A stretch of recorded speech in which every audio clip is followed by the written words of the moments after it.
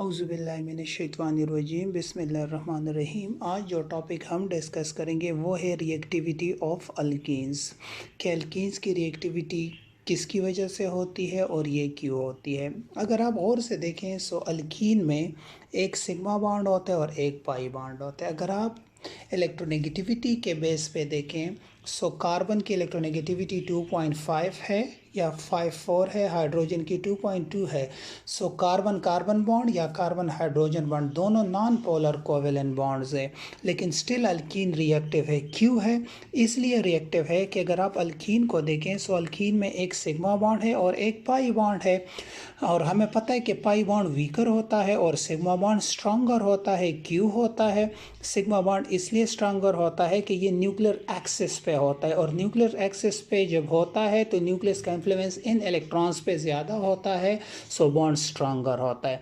और अगर आप पाई बॉन्ड की बात करें तो ये न्यूक्लियर एक्सिस के परपेंडिकुलर होता है, साइड वाइज ओवरलैपिंग से बनता है, जिसकी वजह से ये न्यूक्लियर एक्सिस से दूर होता है, जिसकी वजह से न्यूक्लियस का इन्फ्लुएंस इन पे कम होता है और पाई बॉन्ड वीकर होता है। अगर एक एक्सपेरिमेंटली देखें सो पाई बॉन्ड को तोड़ने के लिए आपको 63 किलो कैलोरी पर मोल की एनर्जी की ज़रूरत होती है, और सिग्मा बॉन्ड को तोड़ने के लिए जो कार्बन कार्बन में 83 किलो कैलोरी पर मोल की एनर्जी की ज़रूरत होती है। सो सिग्मा बॉन्ड स्ट्रॉन्गर है, डिफ़िकल्ट टू ब्रेक है, और जो पाई बॉन्ड है वीकर है एंड ब्रेक ईजली। और अगर आप जूल पर मॉलिक्यूल में निकाले फॉर इनटू टेस्ट सो 4.4 10⁻22 तकरीबन कितनी है 10⁻22 जूल पर मॉलिक्यूल की एनर्जी रिक्वायर्ड होती है किसी भी सिग्मा बॉन्ड को पाई बॉन्ड को तोड़ने के लिए। अब जो यहाँ पे देखिए कार्बन कार्बन को H2 तो अपनी जगह पे sp2 हाइब्रिडाइज है, लेकिन जब कार्बन कार्बन सिग्मा तो ये पाई बॉन्ड में चांसेस क्या होते हैं पता है आपको? पी के लोब्स जो होते हैं डंबल शेप है ना, तो अपर और लोअर दोनों, तो इसमें 50% चांसेस ये है कि सिग्मा बॉन्ड के अबव बने या सिग्मा बॉन्ड के नीचे बने। मतलब दोनों चांसेस है कि ये लोब्स यहाँ पे नीचे से ओवरलैप करे या ऊपर से ओवरलैप करे, दोनों के 50-50% चांसेस है पाई बॉन्ड बनाने की, इसलिए ये पाई बॉन्ड वीकर होता है।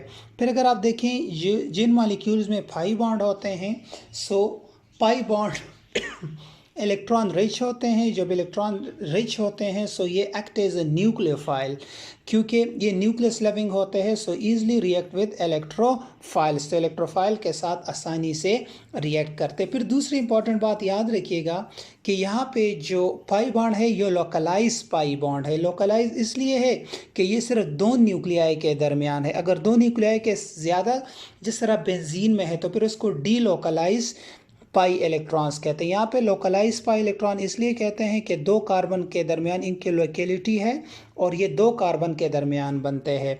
अब अगर मैं आपको कहूँ कि फॉर एग्जांपल इनका एक कि इलेक्ट्रोफाइल कैसे रिएक्ट करता है, तो लेट्स सपोज मैं हेलोजिनेशन लेता हूँ, मतलब ब्रोमीन का रिएक्शन विद अल्कीन। अब अगर हेलोजेंस में आप देखें सो ब्रोमीन क्लोरीन जो है इनके रिएक्शन फेवरेबल है, ना ज़्यादा फास्ट है ना स्लो है। फ्लोरीन अगर आप रिएक्ट करना चाहते हैं अल्कीन के साथ सो इंतहाई ज़्यादा रिएक्टिव है। आयोडीन इनके साथ रिएक्ट ही नहीं होता, इनर्ट होता है। सो जब ब्रोमीन को आप रिएक्ट करते हो तो ये डायब्रोमो ईथेन बनाता है, इसको विस्नल डाई हेलो अल्केन्स भी कहते हैं। विस्नल इसलिए क्योंकि एडजेसेंट कार्बन पे हेलोजन है, और अगर एक कार्बन के साथ दो हेलोजन अटैच्ड हो मतलब ये ब्रोमीन एक नीचे एक ऊपर, तो फिर इसको विस्नल डाई हेलो अल्केन, ये जेम डाई हेलो अल्केन कहते हैं। और अगर एडजेसेंट पे हो तो फिर इसको विस्नल डाई हेलो अल्केन्स कहते हैं। अब यहाँ पे अगर आप ब्रोमीन को देखें सो ये alkene act as a nucleophile है, सो ब्रोमीन इसके पास आ जाते हैं। जब ब्रोमीन इसके पास आ जाते हैं तो इसके पास ये स्ट्रक्चर बना देते हैं, अपना लॉन पेयर इस कार्बन को दे देते हैं और ये पाई इलेक्ट्रॉन ब्रोमीन, सो ये Br प्लस CH2 अब होता ये है कि ये Br इससे निकल जाता है, ये इलेक्ट्रोफाइल यहाँ पे अटैक। अब ब्रोमीन पे पॉजिटिव इलेक्ट्रॉन डिफिशेंट है तो ये एक बॉन्ड जो यहाँ पे है दूसरे स्टेप में ये वाला बॉन्ड, ये पूरा बॉन्ड शिफ्ट हो जाते हैं ब्रोमीन, तो इसकी इलेक्ट्रॉन्स जो लॉन पेयर है बराबर हो जाते हैं, ये यहाँ पे आ जाते हैं और इस जगह पे जो है ब्रोमीन आके अटैक्ट कर लेता है, क्योंकि यहाँ पे फिर पॉजिटिव चार्ज आएगा। ब्रोमीन तो अपने दो इलेक्ट्रॉन ले लेगा, लेकिन जब ये दो इलेक्ट्रॉन यहाँ पे जाएंगे तो इस CH2 पे पॉजिटिव चार्ज आएगा, तो ये दूसरा Br जो है यहाँ पे ये आसानी से यहाँ पे अटैक करके विस्नल डायब्रोमो ईथेन बना देगा। ठीक है। सो इसका मतलब है कि ब्रोमीन मालिक्यूल जब इसके नज़दीक होता है तो इसका ये पाई सिस्टम इस ब्रोमीन मालिक्यूल को कैचअप कर लेता है और यहाँ पे ये स्ट्रक्चर बना देते हैं। फिर यहाँ पे ब्रोमीन पे पॉजिटिव चार्ज आ जाता है। सो ब्रोमीन पे पॉजिटिव चार्ज जब आता है तो इसको इलेक्ट्रॉन की ज़रूरत होती है, तो ये एक जो सिग्मा बॉन्ड है ये यहाँ पे शिफ्ट, इससे एक बॉन्ड में 2 इलेक्ट्रॉन्स होते हैं। सो ये CH2 इलेक्ट्रॉन डिफिशिएंट, सो ब्रोमीन के पास एक नेगेटिव है वो इसको दे देता है और ये डायब्रोमो ईथेन बना देते हैं। और इसको इलेक्ट्रोफिलिक एडिशन इसलिए कहते हैं क्योंकि इलेक्ट्रोफाइल पहले अटैक करता है और फिर इसके बाद जो न्यूक्लियोफाइल है वो अटैक करते हैं। क्यों करते हैं? क्योंकि जब से पहले इसको पाई सिस्टम को तोड़ेगा। पाई सिस्टम को इसलिए तोड़ेगा क्योंकि एल्कीन बजाते खुद न्यूक्लियोफाइल है। सो इलेक्ट्रोफाइल आके ये ब्रोमीन एक अटैक कर लेता है और फिर जब यहाँ पे पॉजिटिव तो फिर कहीं जाके ये ब्रोमीन नेगेटिव अटैक कर लेता है।